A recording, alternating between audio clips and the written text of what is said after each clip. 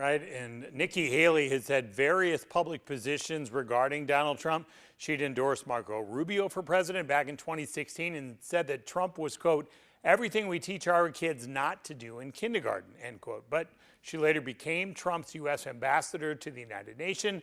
Well, now she's opposing Trump again because she is running against him. Now, when campaigning, she frequently uses a similar line like this one. The one thing I need you to commit to is we need to send a badass Republican woman to the White House.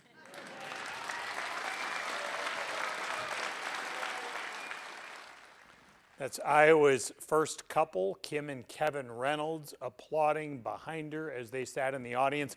Governor Reynolds introduced Nikki Haley tonight before this event with at least 200 people there. The governor has said, though, by the way, she intends to stay neutral in the Republican presidential race. Now, tonight, she did call Haley a friend and that it would be a mistake to underestimate her in this race. For Haley, some Iowa caucus goers will want her to make the argument why they shouldn't just support Donald Trump once again. And that's what activist and former congressional candidate Gary Loeffler did when he talked to her at this Urbandale event tonight. Why should we vote for you in the caucus instead of perhaps someone like Trump?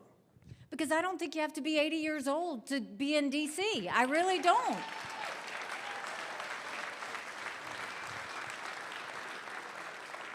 Look, President Trump is my friend.